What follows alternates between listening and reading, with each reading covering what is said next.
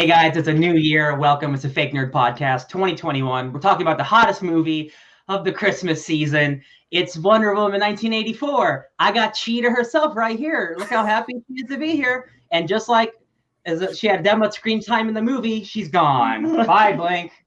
Welcome, Fake Nerd Podcast. We're talking about Wonder Woman 1984. I'm Ryan Oyapolis. I got Sparks Witty right here. Hey. I got Brandon T. McClure in one of these corners. There I am. Mm-hmm. And I got Ben Magnet in the opposite corner. What's up, my friend? How are you guys? How are you guys enjoying the hiatus? Oh yeah, it's great. Poor Blink looked as hostage as we were as audience members of this movie. Hey, she's still here, so she must love us a little bit. The hiatus has been nice, Brandon. Thank you for asking. Having a little break of not have to worry about something. Even though I love doing the podcast, it is nice having to sleep in sometimes. We are getting these in the middle of our hiatus. New episode will be coming next week. Mm-hmm. Yeah, or this coming week, depending on when this goes out. We don't know. Who cares? But just to give a little sizzle, I got a lot of cool stuff coming down the pipeline for that episode. I think y'all are going to be excited. What? I like pipelines. I like Mario. You like pipelines? I like pipes too. I love Brandon's long hair. Shut up. I love it. You shut up. I really like it. I hate it. It was funny because you sent the picture. No, we got on the call when I called you a couple days after Christmas, and I saw you, and I felt like it's like Brandon's hair grew 3 sizes this Christmas. It's suddenly very pronounced, and I'm it's great. Let it grow. And on that day in Whoville, they say Brandon's hair grew 3 times that day. Ben got my reference. I don't know what I'm doing with it anymore. It's just growing. I'm the same way. I should have got a haircut like 2 months ago. Baby, like there's a reason I wear a beanie. Boys. Yeah, but you normally have your hair that long. All right. No, I know him. Oh, him. Yeah, Ben's doesn't count. Just like Ben's 2019 top 10, it doesn't count. Ben, your long hair is a choice. Nothing happening on the 3 of us is a choice. But for Brandon, it's working. I appreciate it. Also, shut up. Well, okay, we can't beat around the bush about it anymore. Let's talk about Wonder Woman 84. I think I'd rather talk about our hair instead. Hold on. Is that fair? I'd rather talk about hair than Wonder Woman. Let's just go around the horn. Initial thoughts. Ben. Yo, I had high hopes, and then they were destroyed. All right, Ryan. Yeah, I made the mistake of watching Wonder Woman, the first movie, right before this. So I was ready for a good movie, and I don't think we got a good movie. Sparks? I thought it was perfectly okay. I think I can finally say how I feel about this movie.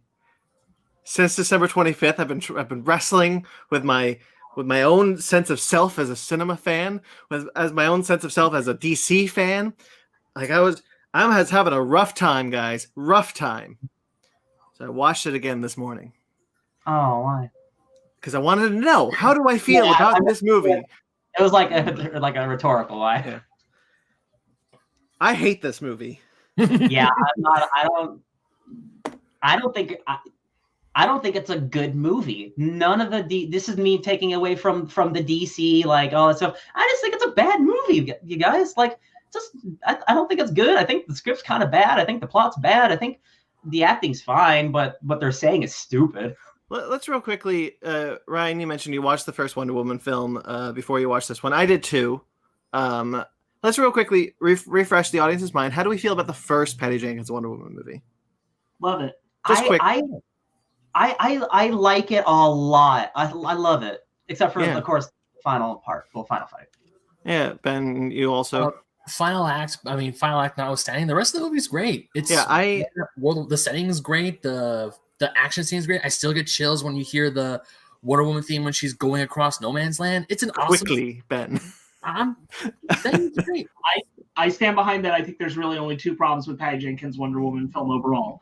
One is that they kill all the gods, and 2 is that is the Ares CGI battle. It's just executed poorly. Outside of the Ares thing, I actually really like the final. I'm sorry. One more thing that's terrible about that movie: the beginning and ending stuff that has to make it make sense with BVS. I needed this picture to make me remember humanity. Whatever. So I outside of the Ares fight sequence, I think the third act works really well with Steve sacrificing himself. I think all that's really good. I love that first movie. I felt emotion in that movie. Yeah, I felt emotion in that movie. Where'd it go? So let's talk about this movie now. This is Wonder Woman 1984. Full spoilers. If you're watching this, you pretty much know what we're going to do. We're going to spoil the shit out of this movie that came out on Christmas Day. A second cheetah! So let's just dive right into it. Where do you guys want to start? So again, I watched the first Wonder Woman movie and I was like, yo, this movie is great. And then the first act of this movie, I really, really like. I think it's great. I think the opening Themyscira stuff is fun. It sets up like what the message of the movie is supposed to be. And then there's the mall opening where it's just a like really fun, cheesy, like exactly what I was looking for, a Wonder Woman fight where she's doing crazy shit with her lasso and just she's doing shit to a little girl like, don't tell him I'm Wonder Woman. And I'm like, this is dope. I love this. And then the rest of the movie starts happening. And then it just gets really convoluted. And I'm like, oh man, I wish it just could have kept small and cute like that. Like that was so good. I wish the whole movie was like the mall sequence. Let's start with the beginning then. Good place to start with any movie.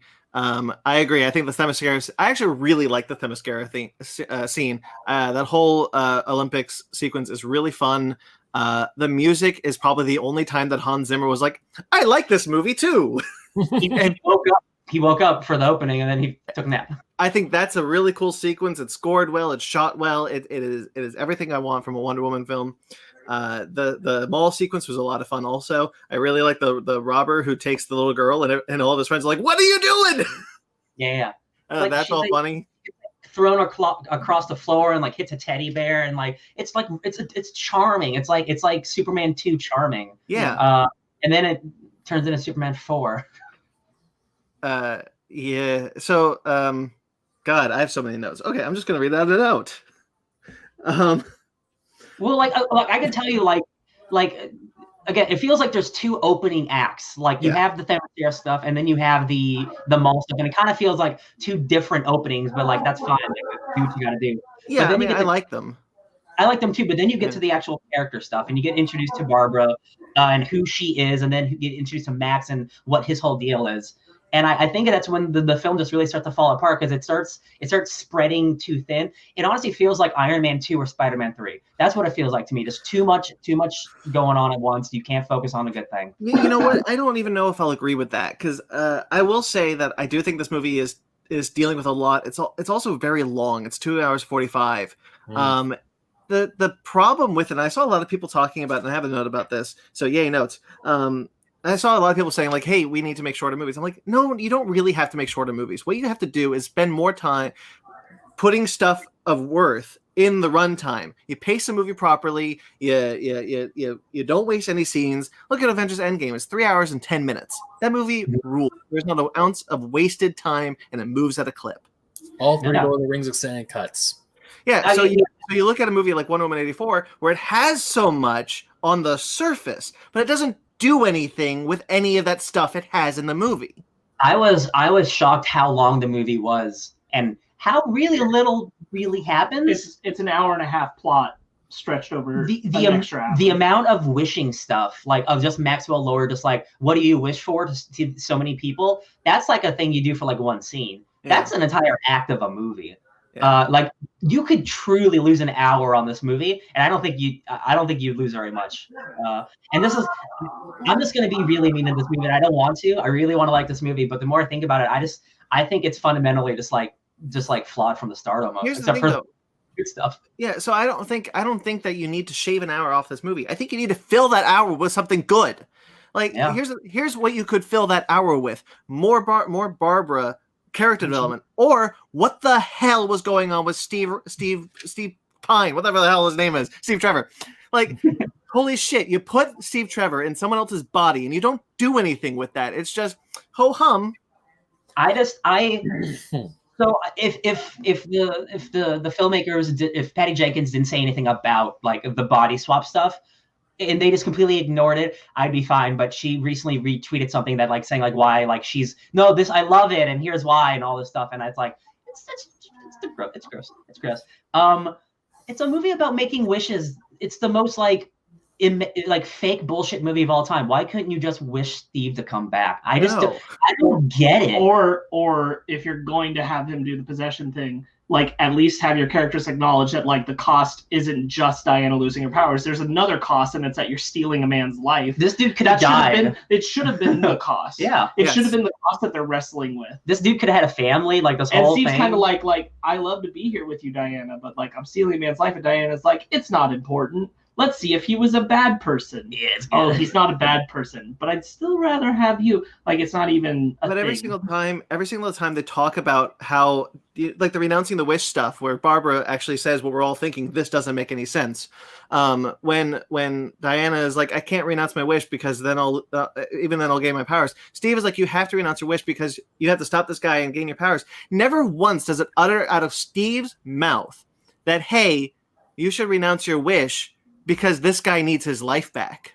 No, even worse than that, they have that one bit, the only bit where they really acknowledge deeply that he's in another person is when he's looking into the mirror. Yeah. And he's like, this guy's got it. All right, I'm going to walk around in this body. It is bad. And again, like, this dude is like, he's in Washington, D.C. in the White House, like, fighting a bunch of people. Like, this dude's life could be potentially over now. Like his body gets returned back. He's like, oh, that was a weird nap. And then he gets like arrested. Like, and it's just the implications are weird and gross and dumb. I think even worse than that, and I am going to jump around because the point matters to what we're discussing right now. The end at Christmas. I don't even know what I'm supposed to be feeling, what I'm supposed to take away from the interaction that Diana sees the guy that Steve was possessing. Like, it's just bizarre that he's okay. She's clearly flirtatious with him, and he's like the only man around, I guess, who rebuffs Diana, which I would think would mean he's gay. But then they'd have to acknowledge that the AIDS crisis is happening, which they refuse to do in this movie. This is the most like surface level '80s movie. It didn't need to be the '80s. Go ahead. It didn't need to be the.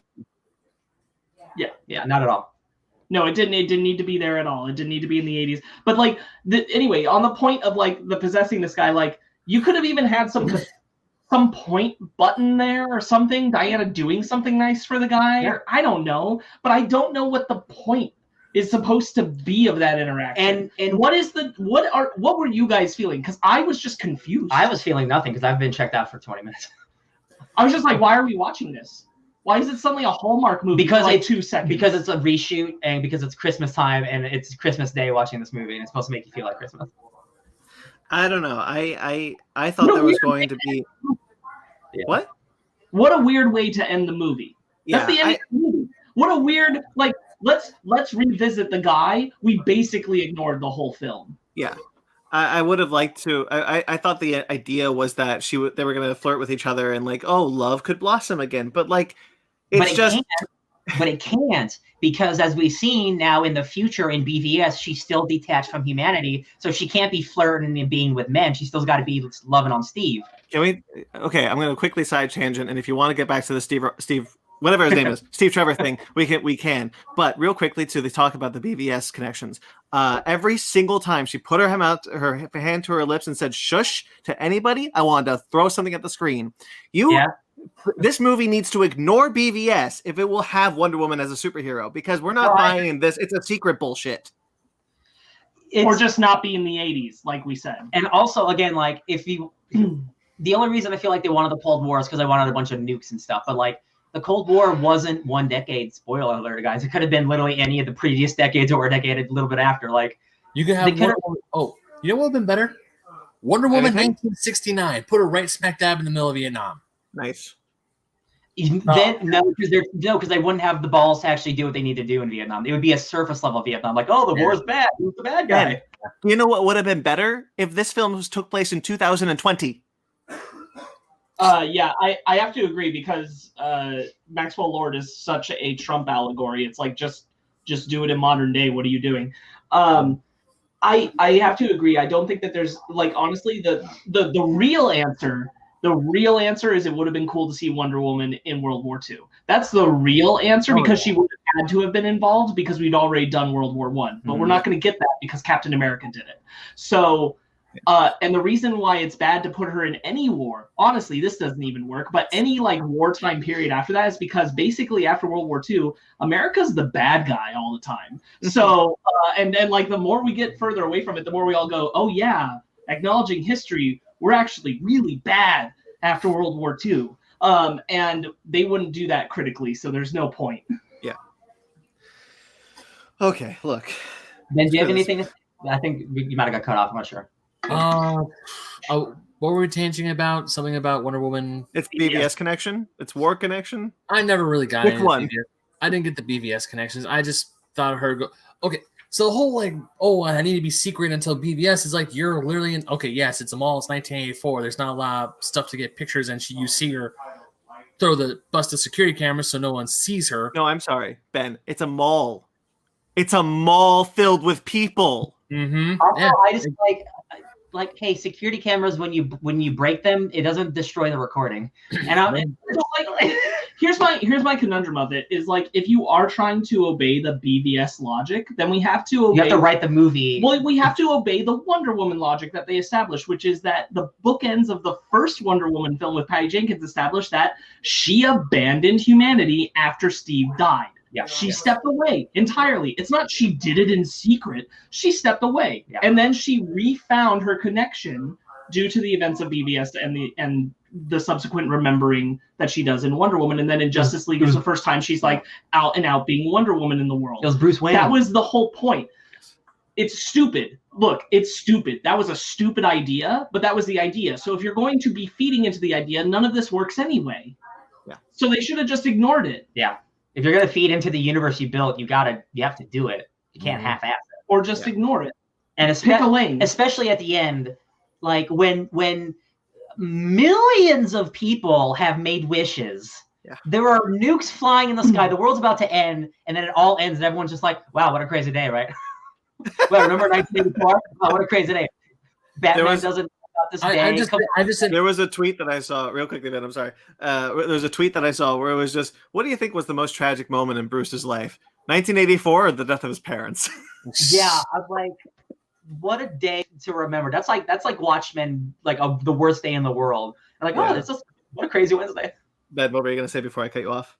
I forgot. It was gonna be some quip about like Bruce and Clark being like, hey, remember that one day in 1984? Yeah, that was really weird. And Diana's like, oh, yeah, you should have been there. It was like, wait, what? Oh, my God, you're right. Clark would be alive at that point.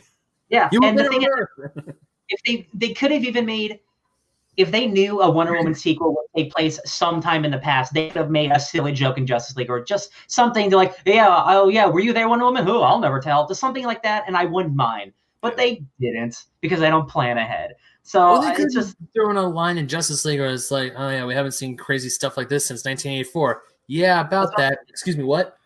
That's what I was saying. Yeah, but of course they didn't plan that because what are you gonna do? There's a reason why Captain America didn't do another sequel in the past. Yeah, you know why? It obviously won't work because that would require competent writers. Also, Captain America got frozen in the 40s. Hey guys, poor Kristen Wiig, man. Where'd she go halfway through this movie? I have to say, like going into this one, she was my most excited aspect. I thought she was a main character. I was so ready to see her get to do something that's not just like a comedy movie right now. I'm like, this is going to be an action role. It's going to be a dramatic role. This is going to be a lot of good stuff. And to her credit, although it is playing into the weird, we can't let it go stereotype about dorky, nerdy character who becomes the supervillain. I think Kristen Wiig wears it in a way that anyone else it would feel like shtick. Like on Jamie Foxx in Amazing Spider-Man 2, a lot of people made that in the Electro character. It feels like shtick, which is why it doesn't work for a lot of people. Yeah. Kristen Wiig wears it in a natural way. Yeah. Where it doesn't feel forced. Mm-hmm. It doesn't feel like slapstick bullshit. Yeah. And so her whole character for the first part of the film actually really works for me. What doesn't work for me is her connection to Diana. that it's not built, that it's not grounded in anything. Frankly, that this movie should have opened with them already having been friends for a year or more. Yeah. There's no reason that relationship shouldn't have already existed. It would have made the whole thing far more tragic about her fall. This movie should have been about two relationships: Diana's struggle with letting go of Steve, and Diana's struggle with losing her best friend. Exactly. That's what the movie was supposed to be, and they really messed that up. But Kristen Wiig, I thought, did her best with the material she had, and especially in the first chunk of the film, it worked for me. Yeah, I agree with that wholeheartedly. I think Kristen Wiig is actually pretty good in this movie. There's another thing I want to add to what you were saying, though. I think not only does Kristen Wiig, so does Barbara and Diana need to be friends when this movie starts. I don't think she becomes Cheetah at the end of this movie. I think she just becomes a strong villain, leading into a search to become the Cheetah, because her transformation into a cheetah doesn't make any sense. What do you mean? She saw Diana wearing high heels once. No. I can kind of agree with that. Like, I think it would. I do kind of feel like anyone who knew, like we knew who she was playing, like going into it, I wanted to see Cheetah. So I would feel like a little stiff. But if everything was done so well up to that point, I'd be like, cool, I can wait. What I would argue to that is that the problem is that this movie's still set in 1984, so I feel like she has to get the Cheetah stuff because that can tie into her immortality ness, where she can keep up with Diana. And if she's not that, I kind of feel like it can't work. It's tough because she already has like 3 or 4 different origins. This is definitely like a new origin. This is entirely like, this is the worst one, frankly. But I agree, like it's I think that there was a really good idea in the idea of her wishing to be like Diana. Yeah. I think if that relationship was more well established, then you could have her be like, when she realizes she's getting these powers and everything, she's like, Diana, you've been hiding this from me. Like that can actually be a dramatic thing for their relationship and her trying to figure it out. But then like at first kind of being excited about it and then being kind of mad because, you know, we've kind of seen it before, but they could have done it well. Yeah. I just think But I still think the road would have had to lead to Cheetah somehow. I just think it could have been a different antique. But it doesn't make sense how she becomes Cheetah, how she becomes a cheetah. Like, I understand her becoming Cheetah. What I'm saying is, like, she is just strong. She is just as strong as Wonder Woman. And then Maxwell Lord gives her all these things that she's taking from wishes. And then whose wish was, I want to turn into a human? Who was already a cheetah person? I want to be an apex predator. That's supposed to be. I agree with you. That execution is stupid. I'm just saying that there was a way that we could have worked in Cheetah better into this film. It could have come organically from a different antique or something that she had.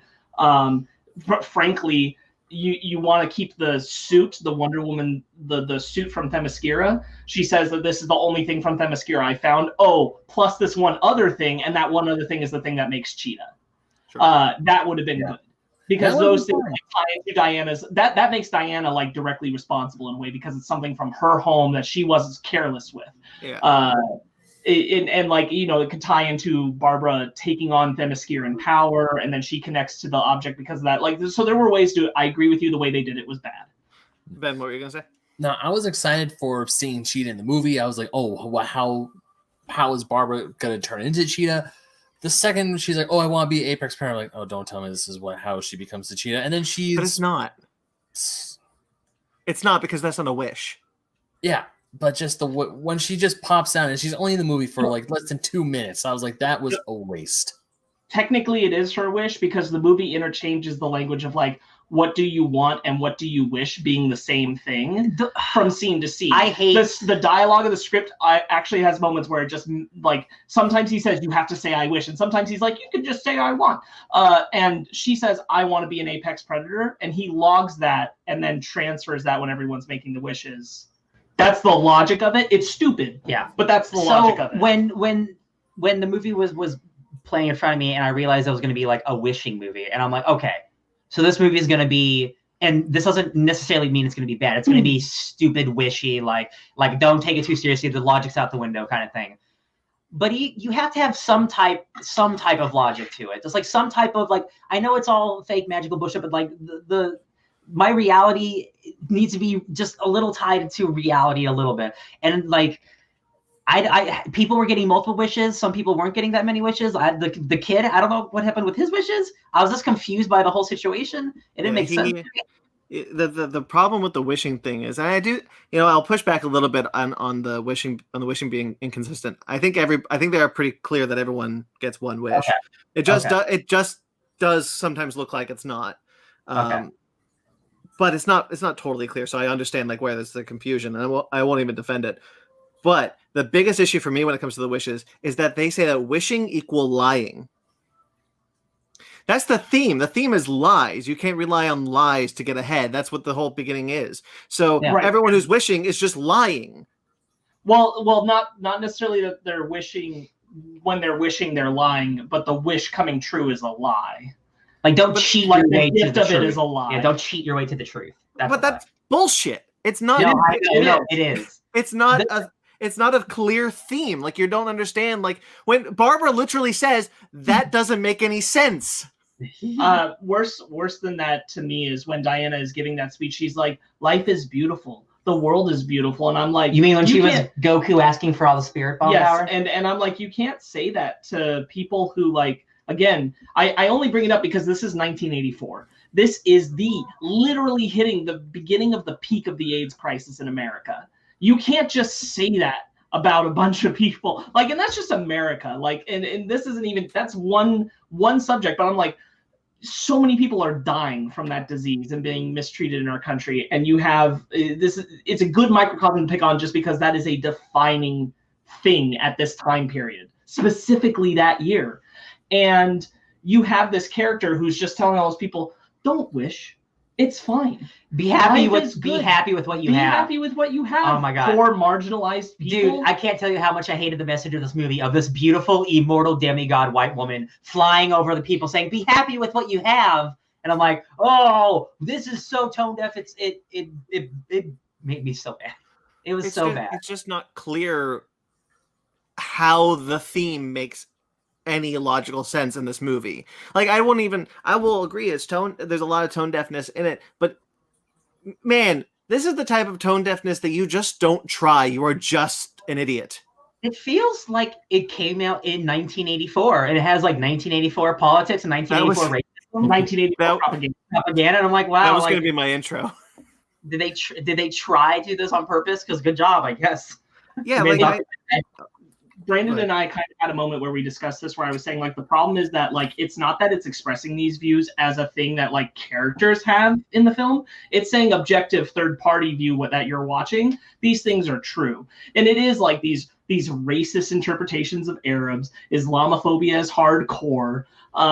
It's this very, like, distilled down to a really gross perspective and saying this is the truth of the time period, and it's like, wow, no, it's not. May I ask?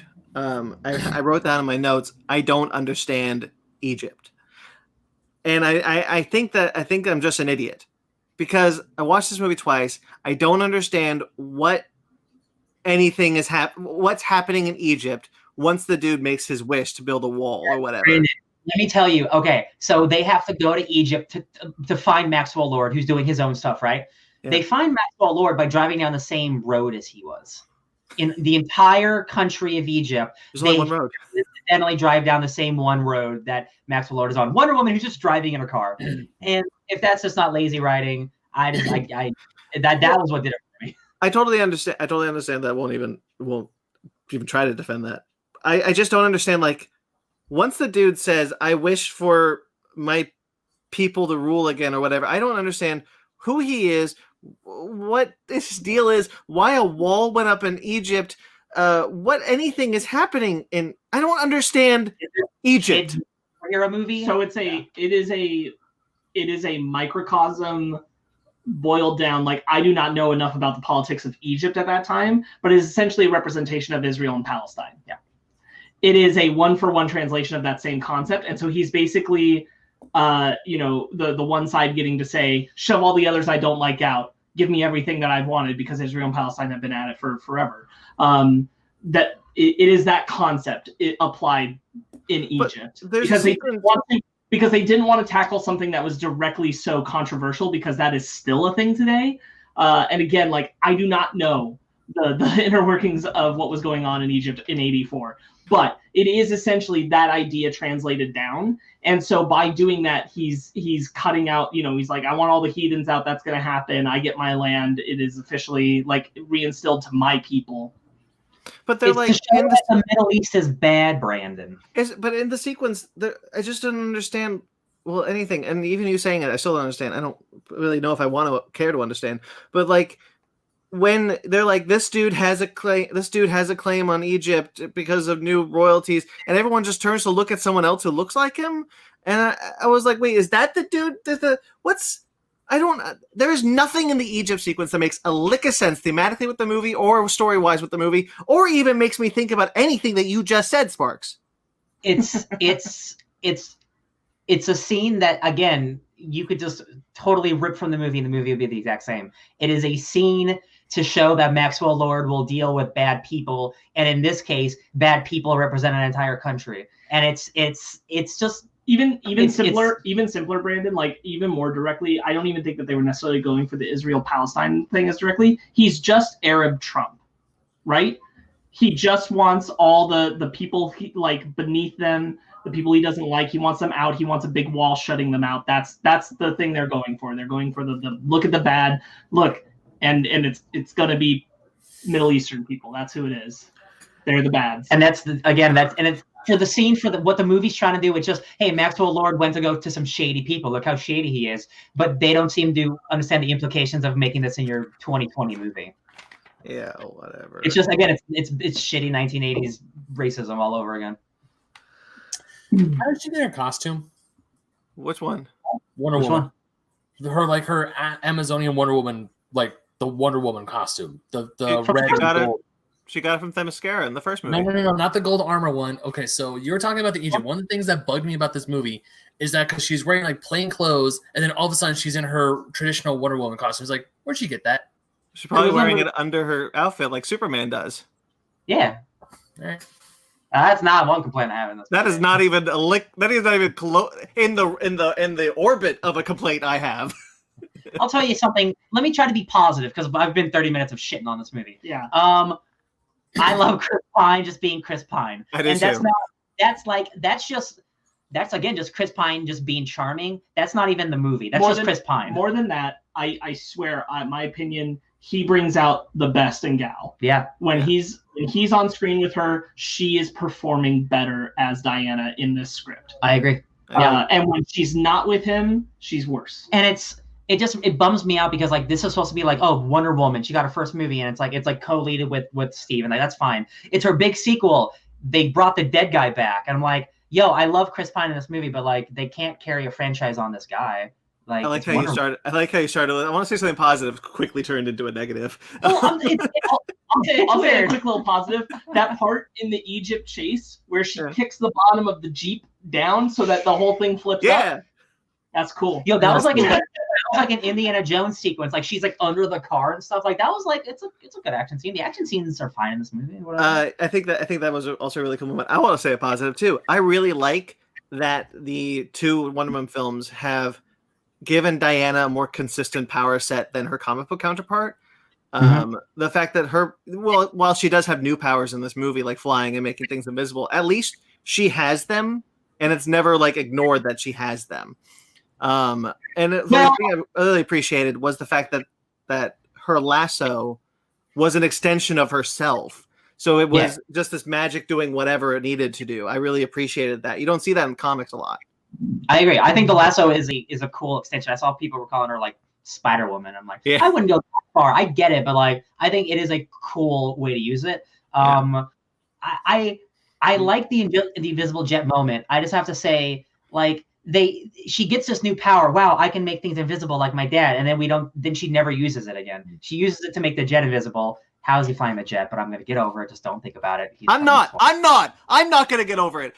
Flying a plane in World War I and flying a jet in 1984 is like going from driving a box down the freeway to a Tesla. Brandon, you just gotta. It's just one of those things. I mean, you just gotta, like the thing is, like, I just gotta let it go over here. In a better movie, it wouldn't. It wouldn't even like enter my radar. But I'm so upset. Speaking of radar, I do like the radar joke. Where they're like, oh man, I can't believe the flight. And she's like, wait, yeah, they can see us. How? SIM card radar. I'll explain to you later. Well, shit, Diana. You said radar?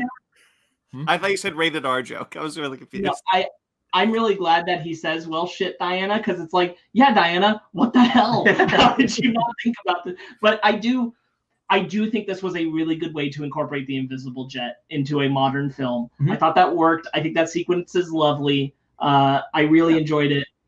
I wish the rest of the movie was as good as that moment. I want to be clear. I do also like the moment.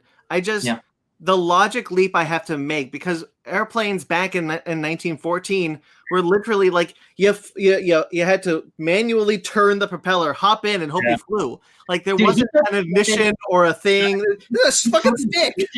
Guys, Patty Jenkins' dad was a pilot. I have to believe she knows better than us. No, it's true. You're right. That's how it works. It's a stick. It's a box with a stick in it. That's a fighter plane in World War II. And the stick is still the same. Once he got it on, he got it.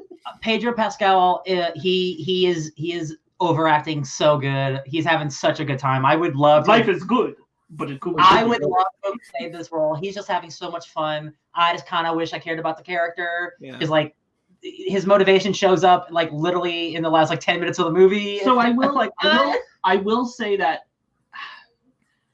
I cared about him more than I cared about Barbara as the movie was going through. Yeah. Because I'm like, I get the idea of him already. He's the guy who has failed at the American dream, punishing himself, trying to make it happen. And I will say that I really liked personally when he said, I wish to be the stone. Yeah. I didn't expect that. I thought we were just going to get, I wish for all the oil. And I was going to be like, all right, you got all the oil. What do you do? But when he wished for the stone, I'm like, oh, dang, that's kind of, all right, I didn't see that coming. I wish for more wishes. And then like it punishes him though, but like it's punishing his body, and I'm like, I feel like there's a stakes to that it's like slowly unwinding him and driving him mad. Like, oh yeah, you get power, but it's gonna what's the cost? Like the conclusion becomes somewhat inevitable in the sense that like because he's being punished so much, he just has to keep getting wishes, and I'm like I didn't have a problem with that idea. The execution's sloppy in a lot of places, but that idea I thought was much better than what I thought we were going to get as the movie started. And I thought we were just going to get Maxwell Lord going, I wish to be powerful. Boom, I'm powerful. Instead, he's like got this tax on himself that he's constantly. It is in a way a good metaphor of a man running himself at the end of his rope, running ragged, trying to make business deals. But he's basically doing that same thing with wishes constantly throughout the film. And that idea is solid. I really liked it. Yeah. Just bad execution. Guys, there was a blue portal in this movie. I mean, like a blue. There was a blue portal. Light beam thing. Yeah, what Pedro Pascal stands in. It's near the end of the. There was a blue light. Yeah. I think I do like the. Yeah, you're here. You're here. Okay. I do like the setup. Kinda. Yeah. The setup of the end with like all the TVs, and he's gonna talk to the world. It's just like, man, like to go through with that plan, like in a script sense of like every person's wish on the planet is going to get granted. Just the ramifications of that, you have to know that like the world's like in a completely different state now. Like you don't know what one person wished for. What if one person wished for Maxwell Lord to be dead? Like you just can't do that to yourself, because then the possibilities open up in my brain. I'm like, well, then every wish got granted and everything doesn't even matter anymore. Like, who knows what's even real? This is all the Matrix right now. This is But they all renounced their wish, Ryan. Every single one of them did? So all of them. Dying of cancer, like, I guess I got to die now. That sucks. People who are dying of AIDS. People dying of AIDS, yeah. People, yeah. That's what's so great. All of them, Ryan. The amount of people who, like, got possessed while this was happening because they made the same wish as Diana. It's just like, it's just like such a wide premise. You really have to make it good for like to make the wish thing good. I'm like, you just didn't. You know what? I'll even buy the logic that when when Maxwell Lord renounces his wish, all the wishes are removed because he's not the Dreamstone anymore. Right. Sure. I'll accept that. If I can buy Bruce Almighty going yes to all, I can buy that as long as like it played out better. Yeah. All right. Yeah, it's just the execution of literally everything, I think. Yeah. One more positive, if you don't mind. The fight sequence in the White House is really cool. I really like when Wonder Woman pulling a Steve Rogers, trying to save all the guards from Barbara. I thought that was cool. Yeah, absolutely. And she's like, Steve, you can't do that. They're not themselves. Yeah. Although I do like how she like okay, it's stupid comic book fun, and I liked it when she pulls the Glock back and the bullets fly out and she hits it and it fires. I thought I was like, that's dumb, but that's still really cool. That moment is 1,000% better in the trailer, and I was pissed. Right, it isn't. Another moment was 1,000% better in the trailer. Lightning. Yep. Because I thought, oh, maybe Zeus is. Oh wait, that can't happen because the gods are dead. You know what? Just ride lightning. It's so cool. How'd you make it boring? Guys, I have a logic question for you. What else? Okay. I really wish they put Diana's in DC when she renounces her wish about Steve, which I think is a really beautiful idea. I wish that moment emotionally hit me the way that they clearly wanted it to, and it just didn't. Feels like I saw it. I wish it already. did. I wish it did. Because they're both acting like the heart's out. I know, and I do think that her learning to fly in the moment after works. Yeah, that works for me. But here's my thing. She lassos really far, right? Goes flying really far. I made a tweet. And then she ends up at her place, which is in DC, to get the suit. She looped back around. Yeah, okay. Listen, she had to make a turn. She went too far, you know. She's going straight for Maxwell Lord. Oh, just kidding. I gotta get that suit. And we talked about it. We talked about it. The golden suit would have made more sense if she was still depowered in that moment. Yeah.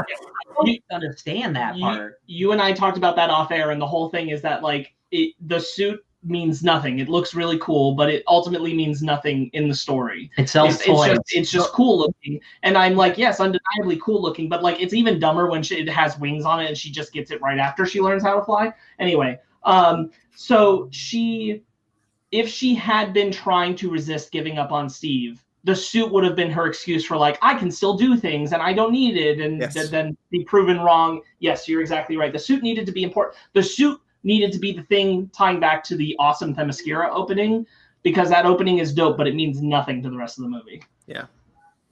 Ben, you were going to say something before we all cut you off. No, I was going to say, and it's probably something about the suit. Yeah, because I agree. The suit would have been, her wearing the armor would have been better if Steve was still there.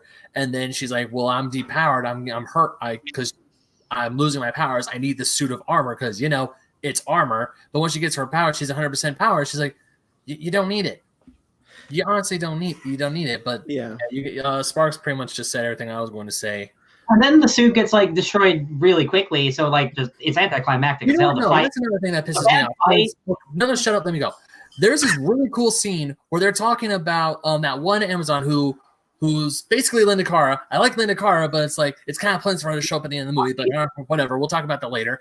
But you see a bunch of Spartans, or whatever Greek warriors, smashing the shit out of this thing. No dents. One above average powered lady with cheetah powers can rip that suit in half, rip the wings off. What? Wait. She has Wonder Woman's powers. Yeah, she has Amazonian. I forgot about that. She's as strong as Wonder Woman. And a bunch of hot abs. Yeah. So she would be stronger than the Spartans trying to rip off that armor. I still think it's anticlimactic the way that those wings get destroyed immediately. But that fight sequence is also really shitty. It's set in a really ugly location. It has it's dark. See the CGI. I also really hate the moment, since we're there. I really hate the moment where she's drowning Barbara and saying renounce her wish and electrocuting her, and I'm like, this just feels wrong. Yep. Yep. I thought it would have been better if.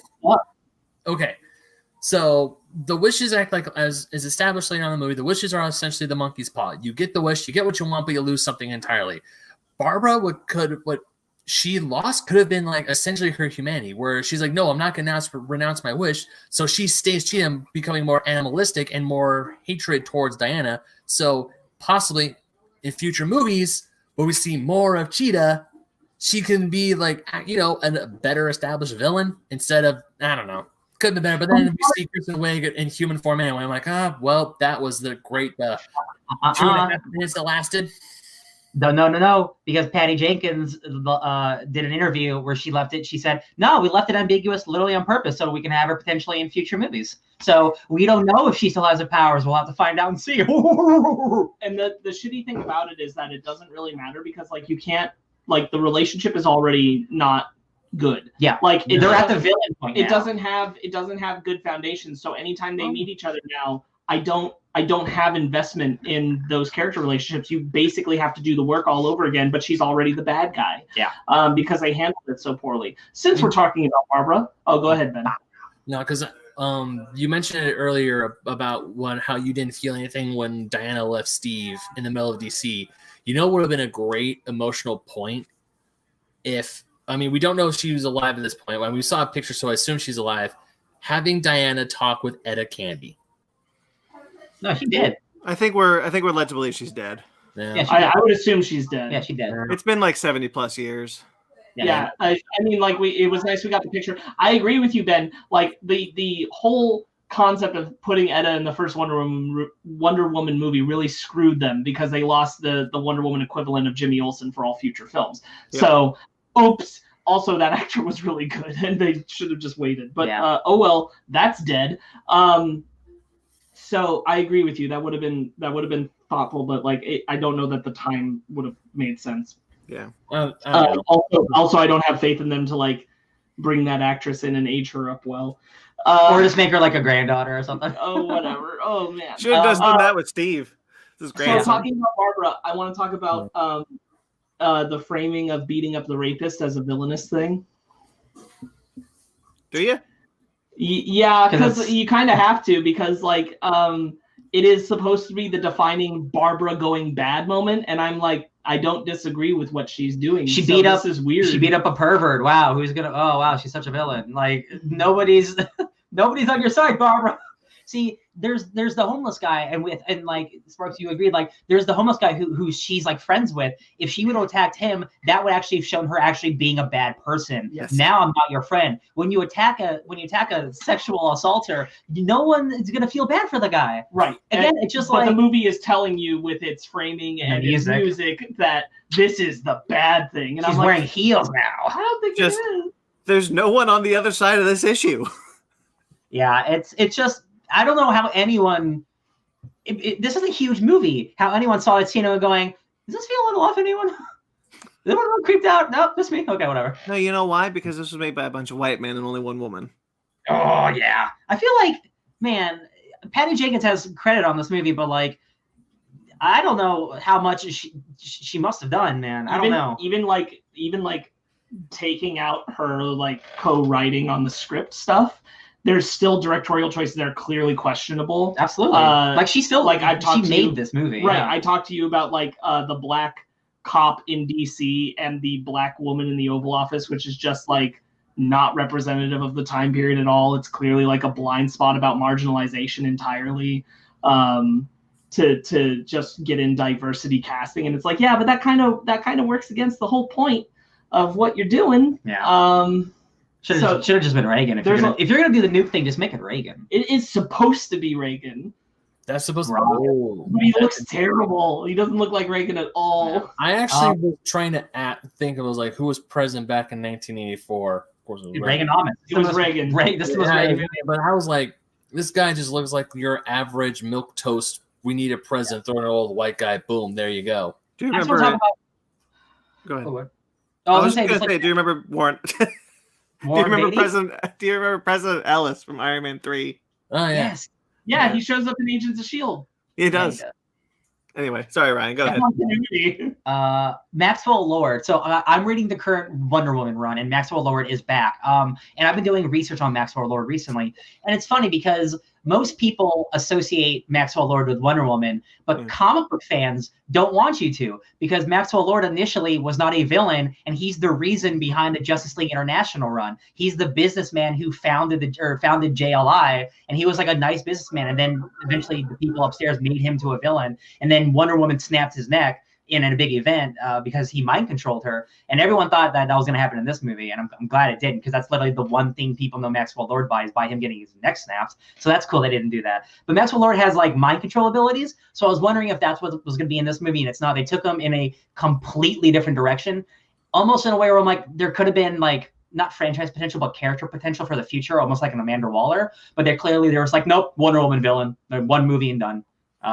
So it's kind of unfortunate, but again, Pedro Pascal was really fun as a role. He acts his heart out. His son is a terrible actor and makes it very hard to Daddy, that relationship storyline. Yeah, I don't know why his son is Asian. Yeah, I don't know. I wasn't good. Yeah, I wasn't sure about that. I was like, I don't know who the wife is. You never know. I mean, like, I could grant that, but I'm like, this is like, for never seeing the mom, this is a stark contrast. Yeah. And like, also like there's plenty of kid actors I think would have done a better job. This kid, like, no offense, I'm not trying to be mean to a child, but I don't feel anything when he's interacting with Pedro. Like, it's all Pedro giving, and the kid's like, eh.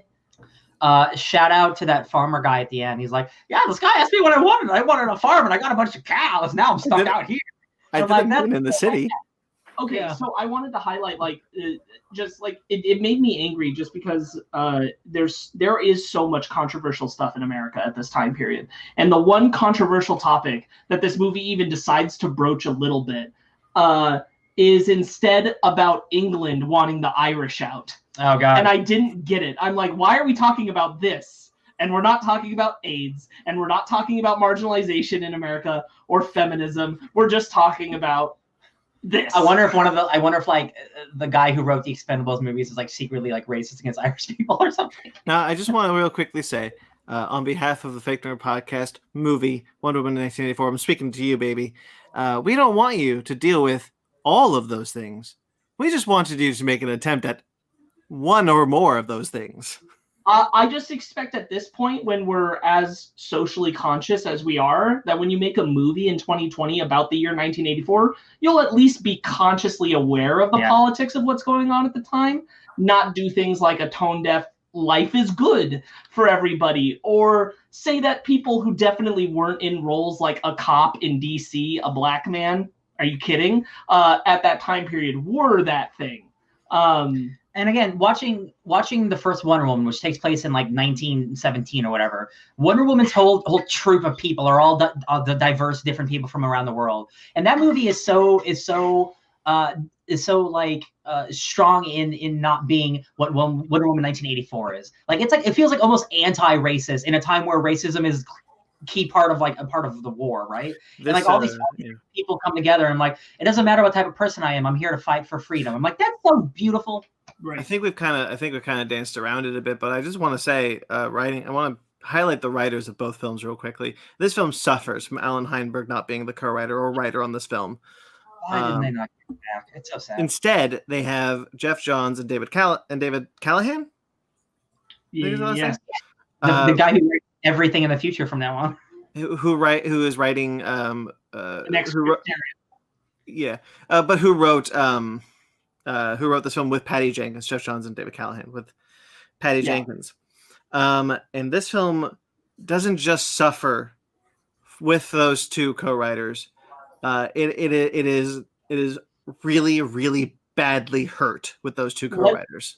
Let's be clear. We do not know who the bad co-writers are. They're all to blame. The good co-writer is. They're all to blame. We have to blame all three. Patty Jenkins didn't have any writing to do with the first Wonder Woman. No. That was all Heinberg. Yep. So we have no idea. This lays at all three of their feet. Yep. And if David Callahan's next three films are good, which I hope they are, his next one's Mortal Kombat. I'm going to blame him the least. So we'll find out in 3 months with Mortal Kombat. We'll see. Yeah, it's like going into Star Trek Into Darkness and being like, there are 3 writers on this movie. 2 of them are worse than the other one. Yeah. Right. I'm hoping Callahan's the best of the 3, frankly. It makes me wonder, like, they asked Jeff Johns to write this movie because they were writing this movie like after the first Wonder Woman, so after 2017, so like 2018. Like he's still like the big DC head honcho guy at that time, right? Like he's still like involved with all the movie stuff, right? So like he this movie's been in production for a long time. This was coming out of the same year that Justice League had just come out and all that. And again, like people forget, like this movie was delayed a year. This movie was supposed to come out in 2019. Yeah. Oh my God. Yeah. July 2019 or whatever. So like this is just a situation where I just think like unfortunately it's just a bad script. Like it's well, and it's weird. It's such a unfortunate choice to have Jeff Johns. Like regardless of opinions about Jeff Johns or anything, no movie with Jeff Johns' influence has ever turned out good. That's why I'm curious why they wanted to give him Wonder Woman, like their biggest franchise sequel. And Wonder Woman is notoriously a character that he has a hard time writing. So I don't get it. It's just like if it's not broken, don't fix it. Like don't bring on. I mean, I guess maybe he gunned for it. Like he really wanted to. Like maybe he liked the story. Like we don't know. If I had to bet, I think he forced himself onto the movie.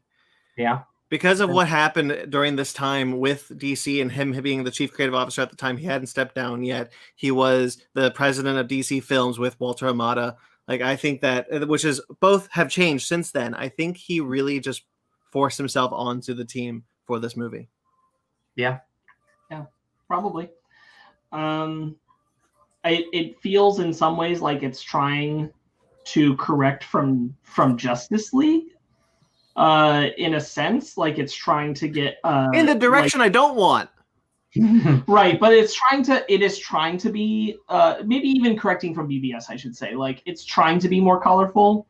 It's trying to be more vibrant. But it's not working in this movie.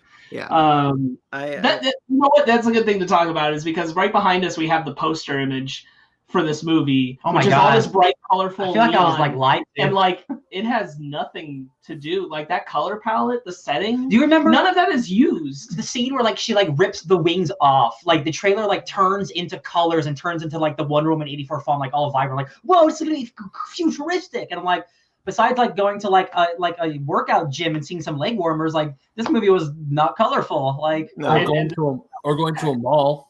Yeah, the opening scene. Yeah. Also, pretty much nothing Diana wears is from the 80s. Everything they put Gal in is a modern look. Yeah. So, okay. I was expecting more 80s music. No. I do want to talk period. about... More period. I mean, like, representation is bad in this movie across a lot of boards. But let's talk about Mayan descendant Indian man, which is with the worst wig ever. And I'm like, wow, this is really sad. I literally just watched an episode of Master of None with this guy where it's him and Aziz Ansari talking about being Indian actors and being constantly stereotyped into roles. And I'm like, oh man, wow, here we are. There it is. It's right there. Oh God, it's so bad. Also, we really need to stop perpetuating the myth that the Mayan civilization just kind of crumbled in on itself. It was colonized. We just need to address that it was colonized. It didn't just fall apart. You know what that is? I was thinking about that a lot, and like you're totally right. It has been a thing that America does, specifically with the Mayan people. But yes, it was colonized, but for years it was always such a fun story beat to be like, what could have happened, and that history has forgotten, things like that. But it's also such an outdated thing, and that's the thing about Jeff Johns, that he refuses to move into the 21st century, even though he started in the 21st century. He refuses to move into the 2010s and the 2020s.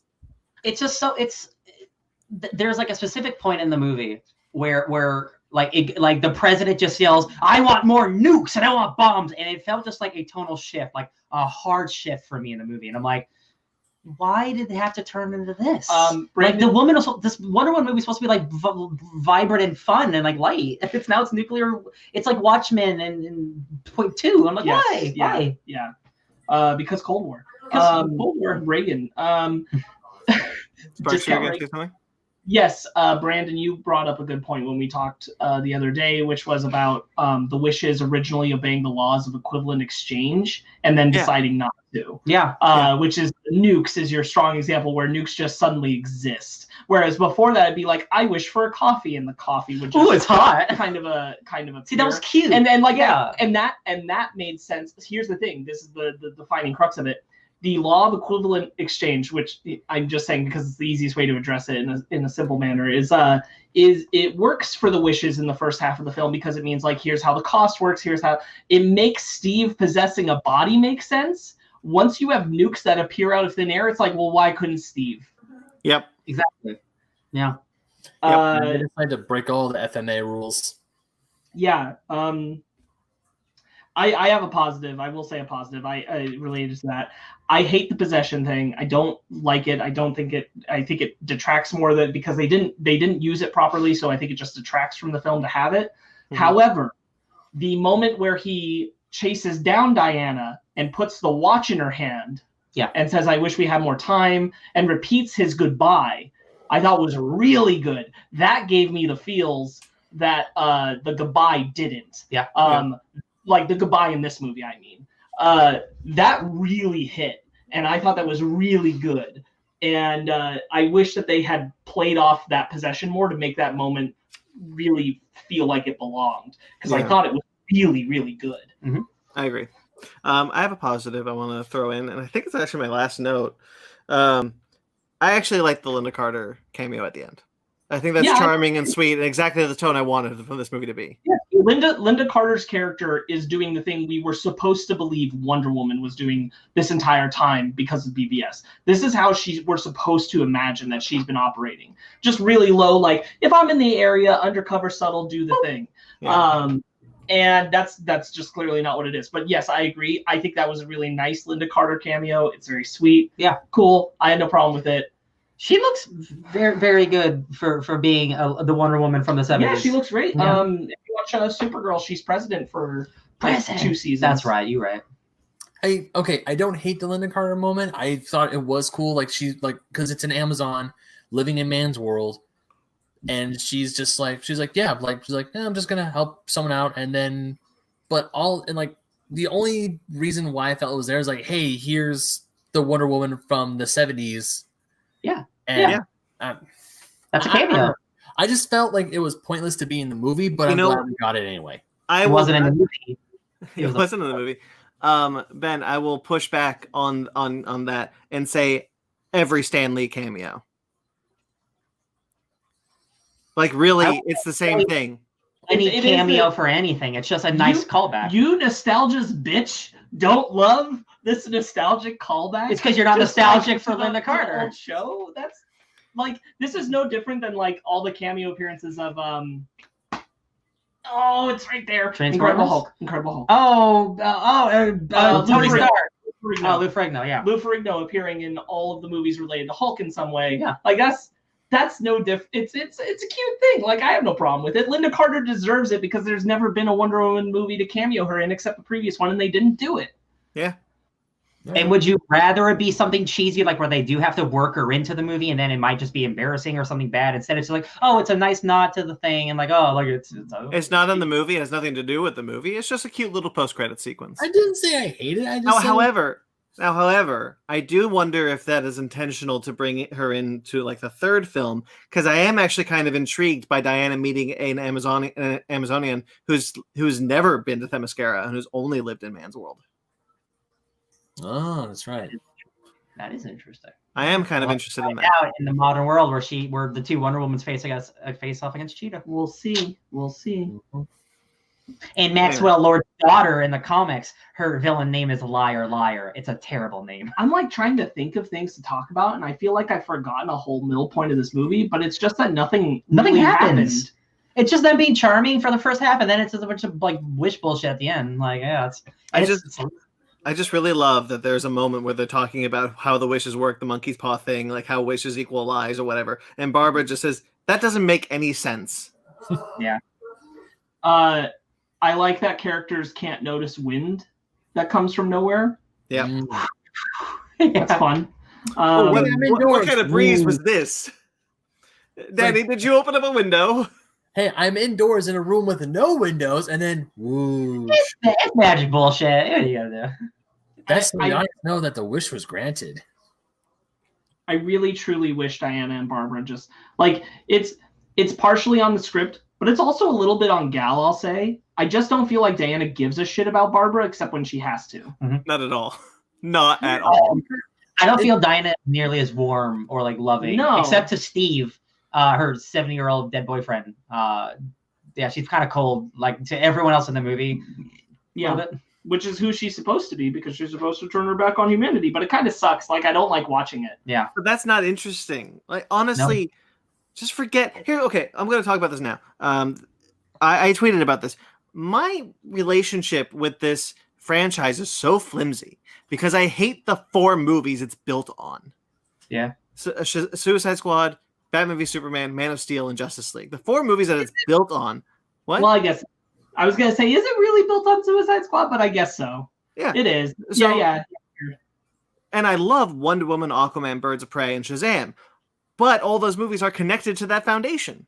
They all have tie-ins, they all connect and whatever. I like them better when they ignore them. So when they just try to bend over backwards to kind of be like, hey, remember, we're still part of the BVS thing, I lose interest. I'm like, do I really care about this franchise? It's, what's funny is I think much like an Iron Man 2, this might be the outlier. Because remember, this was like fast track right after Wonder Woman 1. This is before those other movies have even come out yet. Or at least they're in production. So like this might be the one where they're like, okay, we went too far. We can make it on better with like the next one, and then you have Aquaman 2 and Shazam 2. I'd agree with you if they were like, let's push Snyder's Justice League out in that same meantime that they're now doing. Here's the thing. It always feels like Warner Brothers is playing catch up. Yeah. Because it felt like they were playing catch up from the moment that like BVS underperformed at the box office, like got bad reception, and Justice League had already been filming, so it was too late to change tracks. It was too late to like wait, let's rethink what we're doing here. So they just had to shit out Justice League, which was bad no matter what happened. And then now they've been putting out these films, but they felt all this fan backlash because the most vocal fans, even if they're less than the fans that are enjoying the other movies, are saying we want the Snyder stuff back. And they're like, all right, let's give them just the Snyder movie. And now already you have that same fan base demanding that the whole Snyderverse get brought back into full effect.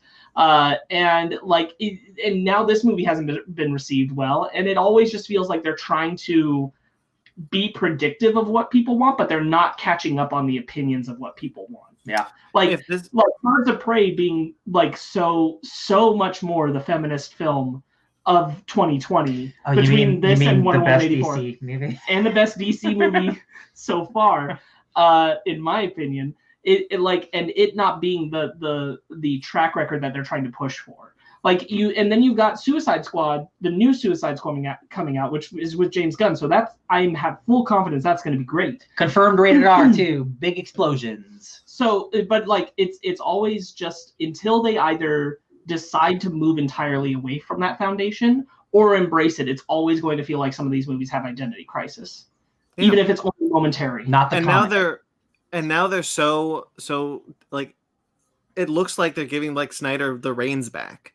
Because there's a lot of movement where Snyder's like, yeah, there could be more Justice League films. I want to do a comic. Like he's laying the groundwork, and so it looks like AT&T might be like, okay, Snyder, you got your another shot. Well, I don't want that.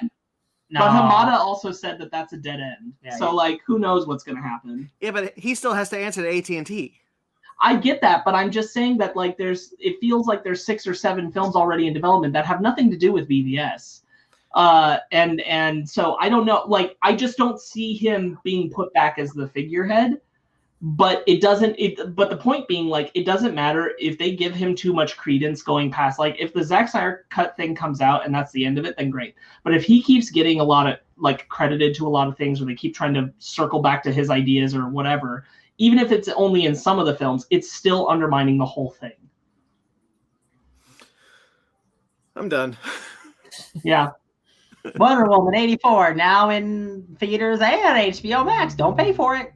All right, I feel much the same way about this one that I did when we did the live action Mulan. It just kind of hit the. I feel far worse. So let's rate it. I start with Ben. Ben, rate it. Final thoughts and rate. Ooh. I feel like this movie's forgettable. Because after I was done watching it, I was like, all right, cool. I went and immediately did something completely different. I did something else, and then I was like, what else did I do today? Oh, yeah, I saw Wonder Woman 84. I was reminded by it because I looked on Twitter later that evening. It's middle of the road. It's fine. There are some good action scenes. There are some cool parts of it, but there's also some really bad editing. there's some really bad shots that look goofy and dumb. And it's just, they could have done some really kick-ass stuff in this, and they don't. Right. So it's 5. It's middle of the road. 5. Right. Yeah, I'll give it a 5, and it bums me out because I don't think I've. I don't like it. Yeah, this movie's. I don't like it. It's a 5. Get away from me. Ew, get away. It bums me out because I absolutely don't believe in the thing where like this movie sucks, so I don't ever want to watch Wonder Woman ever again. Yeah. But I'm not gonna go to it anytime soon because I just watched it. And I'm like, oh, it's there, I guess. I still would prefer a Patty Jenkins Wonder Woman over a Zack Snyder Wonder Woman any day. Oh, me too. I would wholeheartedly agree. I do wholeheartedly agree with that. And I also agree with Ryan. It's not, this movie doesn't make me be afraid of future Wonder Woman films involved with Patty Jenkins. It's just that get better writers next time, please. So 5. I don't think Jeff John's writing the third one after what's happening with Ray Fisher. So Sure. 5, and Sparks. Yeah, I'll probably say a 5. I haven't been this disappointed with a film that a new film coming out since Rise of Skywalker. So I got a lot of Skywalker vibes where I'm like, oh, the character I like is doing things I don't like. But even like comparing the two, I think there's still like more things that just like as character beats work for me in Rise of Skywalker than there is here. Like I at least have a few, like Han's reappearance with Kylo is worth more for me to go back to than this movie has anything even close to. Yeah. So it's a big bummer. It definitely doesn't make me say like, oh, I don't want any more Patty Jenkins Wonder Woman movies, but it does make me a little bit question her directorial. No, just like her directorial outlook, because like some of the things that are like becoming. This was, parts of her vision. Like, why was it set in the 80s? And she's gone on the record saying like it represented the best and the worst of humanity. And I'm like, the way you translated that to screen was not great. There's a lot of like politics and optics that don't look good. We didn't even talk about it. I don't really want to get into it, but there's a really bad like the way that you decided to tackle having Gal Gadot playing Wonder Woman, saving Arab kids and getting involved in the Middle East as a former IDF soldier looks not great. It's something they should have just stayed away from. And it's unfortunate that Patty Jenkins, who is the director, didn't think about that. Didn't think about the way that she's picturizing some of these people, the way she's stereotyping some people, the way that she's marginalizing other people. Have you guys seen like the clip of like when Wonder Woman catches the kids and they're falling? If you look at the clip really closely, it's just like a couple dolls that she's holding, and she just falls straight on top of them on the ground and killing those kids. It's really funny. I'll be honest, Sparks, I don't understand that either. So maybe I'm just an idiot. Anything else, or may I? All it is like you can go read about it. Like it's Gal Gadot was a former IDF soldier. It's a thing you can read about. She has political the Israeli Defense Force. Yeah, and she has political viewpoints. They're not awesome, but I can embrace the fact that she's moving away from it. But even then, like considering her past political history, tying her into certain Middle East representations, not great. I will happily pass along an article to you if you want to know more about that. But it just makes me a little wary of how Patty Jenkins thinks about the way she structures the film and the way she represents certain things. Would you rate it? 5? Yeah, I rated it a 5. Okay, so as you all know, I have what I call the Crimes of Grindelwald rule. If a movie doesn't make me angry, it can't get below a 5. I'm throwing that out. I have the new rule, Wonder Woman 1984. the Wonder Woman 1984 rule. That bums me out so much that this is the one. It was Wonder Woman that did it. Ugh. Yeah, it's a 4. Yeah, it's a stinker. To me, it's not middle of the road. It is bad. It is from the ground up bad. And I hate to say that because of how much I love Gal Gadot as Wonder Woman. I love that first Wonder Woman movie. I am so disappointed that my most anticipated film of last year, 2019, was this disappointing to me. Yeah, I'm almost glad I didn't have to go pay money to see it. Yeah, well, it's on HBO Max for the rest of the month, so check it out if you want. It's leaving now. Oh, I know. So that's a deal that they made. It's got to go to VOD so I can make some money back. Oh, that's fine. And then it'll pop back on, I assume. Yeah. That's fair. Because, they really pissed a lot of people off being like, hey, we're not making any money on these movies anymore. Oh, yeah. I'm sure we'll talk about it on the podcast, but like some of those lawsuits, like Legendary Pictures. Hot dog. Ooh, boy. Godzilla Kong. What's going on?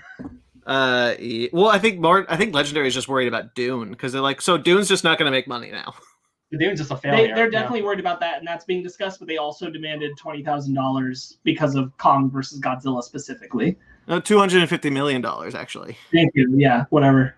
That one. Because Netflix was interested in buying Godzilla vs. Kong for that amount of money. That's so much money. Okay, anyway, there's our discussion of Wonder Woman 1984 and a little bit of sizzle for what's coming up next time on the FakeNerd podcast. Like I said, we are still on hiatus, so there will not be a new episode. There has not been a new episode for a little bit, but we are returning with a best of 2020 list. Our 2020 top 10, Ben. 10. Oh, I'm gonna do like 1,000. But last year, so I listened to our 2019, and Ben's like, so I got a 3-way tie for number 7. We're like, oh, come on. Oh, right, that's right.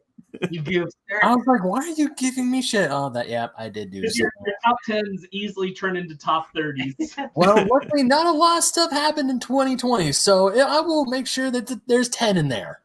All right, so and we are going to this time. We are doing a best of 2020, the second week of January. This is the first weekend of January, so next weekend, whenever this comes out, coming up.